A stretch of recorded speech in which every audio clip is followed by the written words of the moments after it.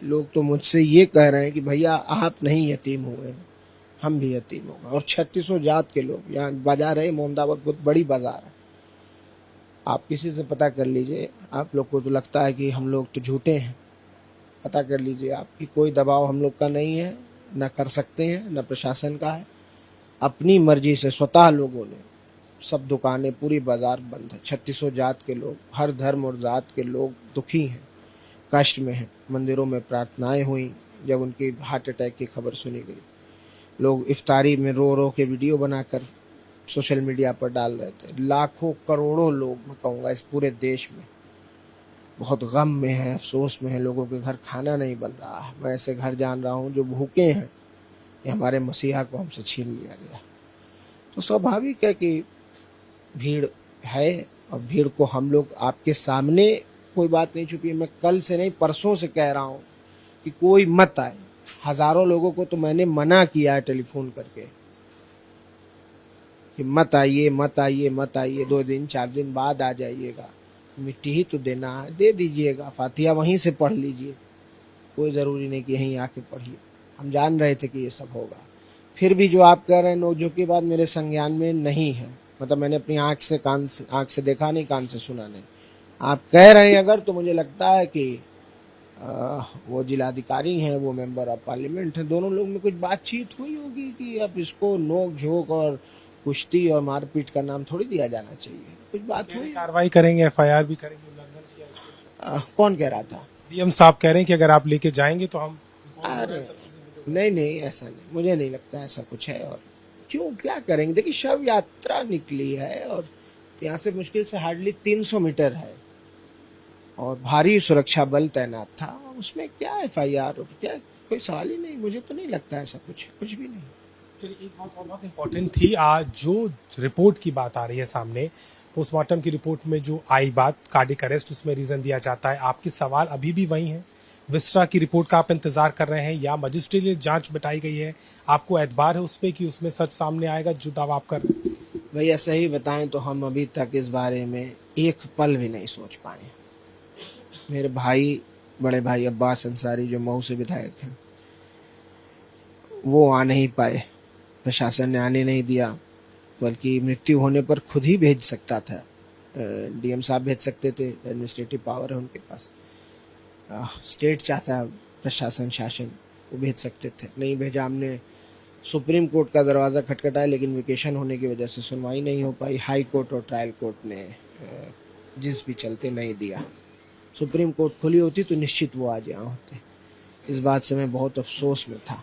मैं अकेला था आज यहाँ, सिर्फ मेरे दोनों बड़े अब्बा थे, मेरा भाई नहीं आ पाया यहाँ, मेरी माँ नहीं है यहाँ, मैं अकेले हूँ और मैं अपने पूरे घर में सबसे छोटा हूँ। और मुझ पर इतनी बड़ी जिम्मेदारी और इतना बड़ा बोझ अचानक से पड़ गया कि मैं खुद को संभाल ले रहा हूँ और अपने आंसू को रोक ले रहा हूँ और अपने गम को बाहर नहीं आने दे रहा हूँ, अपने दिल में ही रखे हुआ हूँ और सिर्फ अल्लाह के सामने कह रहा हूँ, यही बहुत है। तो मैं सोच नहीं पाया हूँ। आज सोचेंगे, लीगल टीम से डिस्कस करेंगे। आज तकरीन हो गई है, थोड़ा हो सकता है आज नहीं तो कल घर के गार्जियन है अफजाल बाबा, उनसे डिस्कस करेंगे, लीगल टीम से डिस्कस करेंगे, फैसला लेंगे कि आगे क्या करना। लेकिन एक बड़ी बात ये थी कि आप लोगों ने साजिश का आरोप लगाया। अफजाल साहब ये बात कह रहे हैं, आप कह रहे हैं कॉन्स्टेंटली, और ये बात अभी नहीं, जो कॉन्वर्सेशन आपका आपके पिता के साथ हुआ था उसमें भी उन्होंने इस दर्द को बताया कि उनको लगता है कि उनकी तबीयत नहीं ठीक है, उनकी रूह नहीं बचेगी, ऐसी बातें उन्होंने उस ऑडियो में कही थी। तो आपको लग रहा है कि इन जिन तमाम चीज़ों के मद्देनजर क्या वाकई में वो सच सामने आ पाएगा? और जिसका दावा आप कर रहे हैं, क्योंकि रिपोर्ट कुछ और कह रही है और आप लोगों का दावा है, और कौन इसके पीछे है, कौन इसको साजिश? 2 जगह अदालत है। एक ज़मीन की अदालत है जिस पे हमें विश्वास है, पूर्ण विश्वास है, न्यायपालिकाओं पे हमारे, हमें इंसाफ मिलेगा और बात खुलेगी और सामने आएगी। आज नहीं तो कल आएगी। समय एक जैसा नहीं रहता, समय बहुत बलवान होता है। दूसरी अदालत अल्लाह की अदालत है, ऊपर वाले की अदालत है। किसी कारणवश यहाँ से नहीं भी इंसाफ मिला तो वहाँ से मिलेगा, वहाँ इंसाफ होगा। साजिश के पीछे कौन है? राजनीतिक लिंक भी है? स्पष्ट रूप से ब्रजेश सिंह, जिस दाऊद इब्राहिम का को accused mafia don Brajesh Singh, जिसने गोली चलाई पापा के ऊपर। ब्रजेश सिंह और त्रिभुवन सिंह और इन लोगों के खिलाफ पापा को गवाही देनी थी। गवाही का नंबर अब उन्हीं का था। वो वादी मुकदमा और इंजर्ड गवाह हैं, उनको खुद गोली लगी थी, वादी मुकदमा भी थे। वो गवाही दे देते तो क्या होता उस ब्रजेश सिंह के भविष्य का, जो सरकार की गोद में बैठा हुआ है, उनके खास लोगों में है। कैसे हैं आप जान ही रहे, उनकी पत्नी एमएलसी हैं बनारस जैसी जगह से, निर्दल, जो मोदी जी की कॉन्स्टिट्यूंसी और बीजेपी सबसे बड़ी पार्टी और सबसे मजबूत नेता। So you know everything. आप कह नहीं पाओगे, बस मेरी आपसे ये शिकायत है कि जो बात मैं बोल रहा हूँ ये चलाई नहीं जाएगी। जो आप कह रहे हैं वो सब सुनेंगे और आपकी बात सुनने के लिए हम हैं, लेकिन एक आखिरी सवाल कि जो बात मैंने ब्रजेश सिंह की, त्रिभुवन सिंह की बोली है, ये नहीं चलाई जाएगी, ऐसा मेरा इल्जाम है। अगर आप चलाते हैं तो बहुत अच्छी बात है। चलेगा। लेकिन एक सवाल और जाते जाते जरूर आपसे करेंगे। राजनीतिक सपोर्ट भी आपको बहुत मिला भी है। कांग्रेस पार्टी ने सवाल उठाया, समाजवादी पार्टी के तमाम नेता आपके साथ खड़े हैं, असदुद्दीन साहब ने तो पीछे सरकार को ही खड़ा कर दिया। इसको आप कैसे देख रहे हैं? जो तमाम नेता हैं ये जेन्युइनली आपके साथ खड़े हैं या उसमें उनका भी कोई मतलब निकल? दो ताकतें थी जब ये देश आजाद नहीं हुआ था, एक तो कांग्रेस थी और एक अंग्रेज थे। कांग्रेस पहली पार्टी बनी ना, उससे पहले तो नहीं थी कोई पार्टी। हम लोग के खानदान में 12 लोग स्वतंत्रता संग्राम सेनानी, आपको पता होगा, नहीं पता तो बता दे रहा हूँ। मेरे दादा सुभान अंसारी भी स्वतंत्रता संग्राम सेनानी, ठीक है। जब ये देश गुलामी की जंजीरों में था तो डॉक्टर अंसारी ने एमडी थे Charing cross hospital London England में, वो छोड़ के महात्मा गांधी जी के साथ आए और 1926-27 में इंडियन नेशनल कांग्रेस के प्रेसिडेंट बने। ब्रिगेडियर उस्मान महावीर, प्रथम महावीर चक्र विजेता, मेरे परनाना हैं, पापा के नाना थे, जिन्होंने पाकिस्तान से झांगर घाटी और नौशेरा को छुड़ाने के लिए और छुड़ाकर वापस तिरंगा फहराया, और उसी जंग में टैंक के गोले से पहले इतने बड़े रैंक के ऑफिसर ब्रिगेडियर जो शहीद हुए।